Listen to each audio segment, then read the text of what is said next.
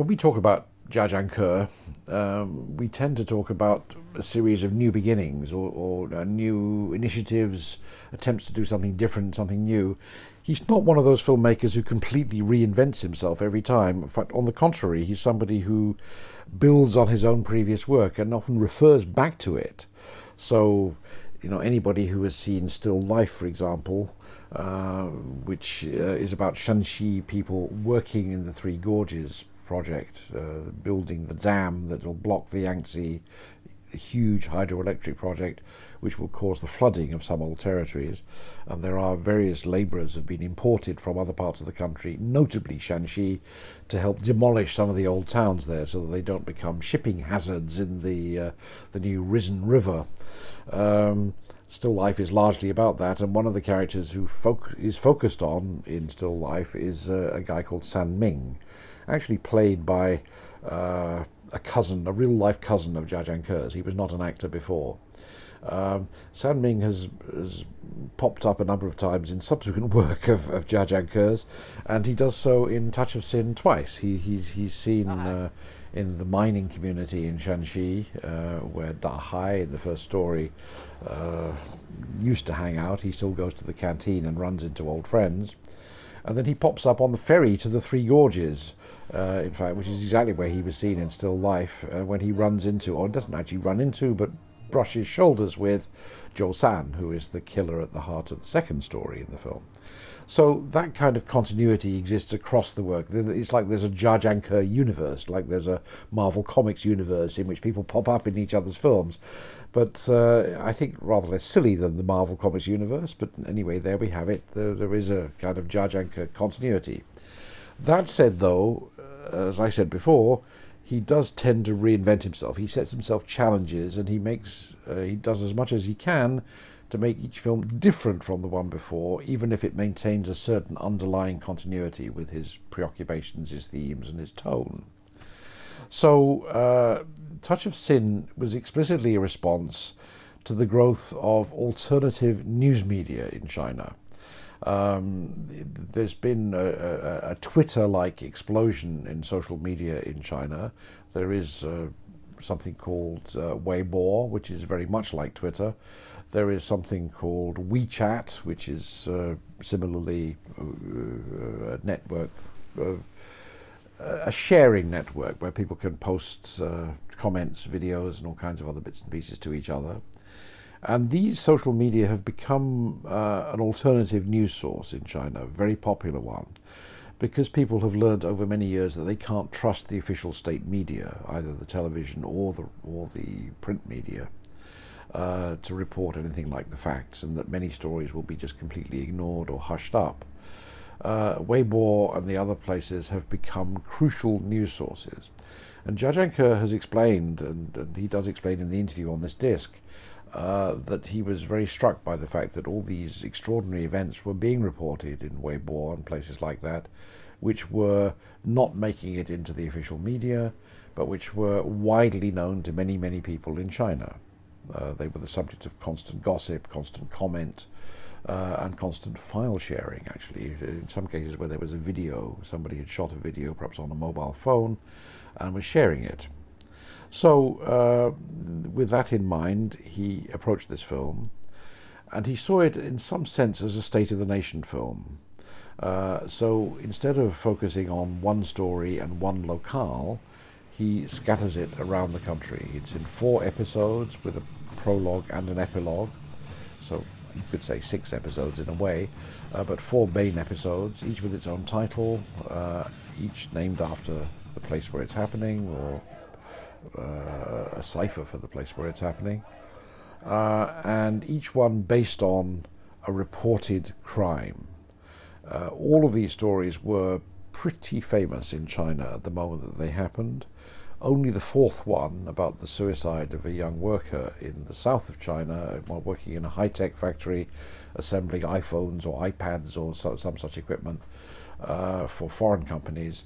I think that's the only one that had any kind of currency in Western circles. I remember that there were stories in the Western press and the Western media about workers' scandals because of people being overworked, driven to very, very long hours for very low wages, assembling high-tech products for the Western market in these factories, and some people being unable to take it. Jia Zhangke's story doesn't point the finger at wicked foreign employers. It's not, his implication is that it's the naivety of the young man that drives him to suicide in many ways. It's his dashed hopes, his dashed expectations, which are at least as much to do with his sexual desires and his sense of his personal worth and his relationship with his parents and so on and so on, as it has to do with the relationship with the employers, who are basically foreigners. But nonetheless, this is the one story that seems to have a bit of currency in Western circles. The others, though, were pretty well known in China, so he's trading on stories that he thinks his audience will recognize. And he collages them together. There's a certain degree of overlap between them. So the film begins in Shanxi. Da Hai, the protagonist of the first episode, is looking at a truck transporting fruit which is overturned in the street. It's just a random thing. And he's helping himself to some apple or some fruit from the wagon.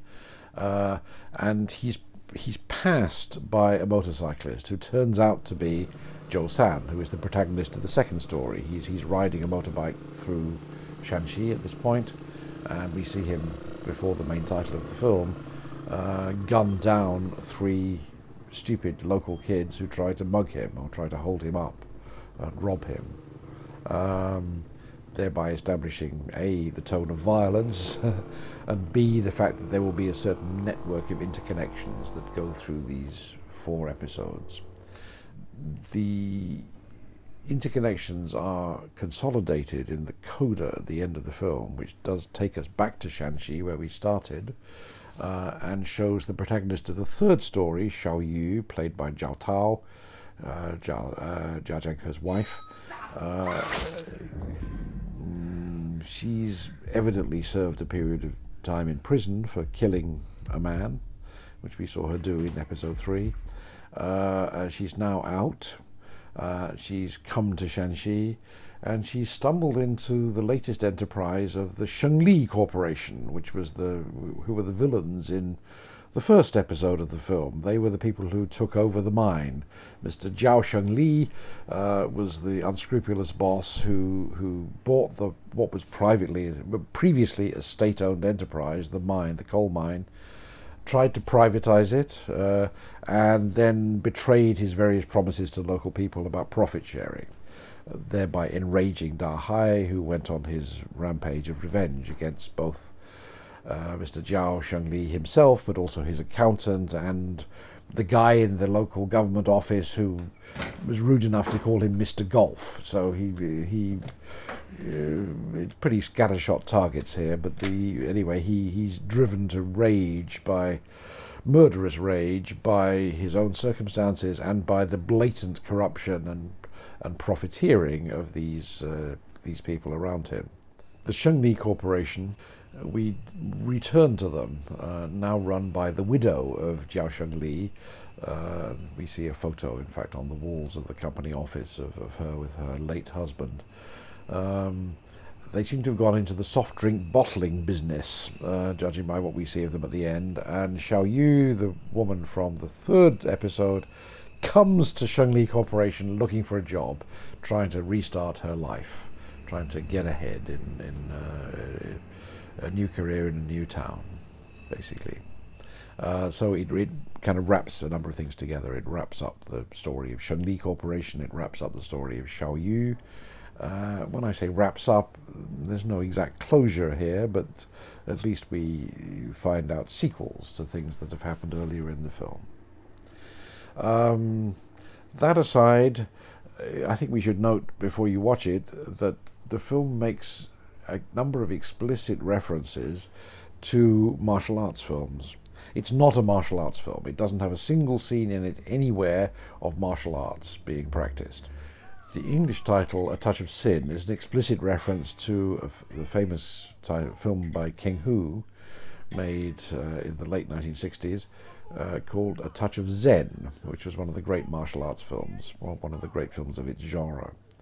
Um, Jia Zhangke is a big fan of King Hu, and he wanted to somehow evoke a memory of the great days of wuxia pian, or martial arts cinema, in this film, although it's not a martial arts film. But there are echoes of these mythological tales which used to be dominant in the wuxia genre. And so in this there are echoes of the great Ming Dynasty novel, The Water Margin, also known as All Men Are Brothers. There are echoes of the legend of Madam Whitesnake in the third episode here, where snakes play quite a large role. There are a number of other moments in the film. I'm thinking of episode 2, which centers on a serial killer, a guy who is just a loner traveling across China, carrying out crimes, occasionally sending money back to his family, but basically a loner who advises his wife to formally divorce him and find somebody else, because he's not going to be relied on. He's looking to go to Burma, to where he thinks he can buy better guns in Burma. It's more lawless in Burma, so you can buy what you want in Burma. He is very much like the kind of protagonist you found in films set in the so-called Jianghu, the underworld, which is the mythological setting for many wuxia pian, many martial arts films. So the film is riven with these references to martial arts cinema, and Jia Zhangke wants you to see the film, particularly the emphasis on violence and danger and interpersonal conflict, as somehow rooted in an old Chinese tradition which was expressed, for many centuries in myths, legends, and martial arts fiction. He wanted this to be a more timely and more provocative film than the ones he'd made up to this point. The ones he'd reflected repeatedly on the real life experiences of people, of his characters, sometimes very positively, often quite negatively. Seeing people driven into corners, people driven to suicide in one case, one instance. Here he wanted to look at the full spectrum of the way people live their lives in China in the modern period, and the kind of predicaments that they find themselves forced into. And that, I think, is the driving inspiration for A Touch of Sin.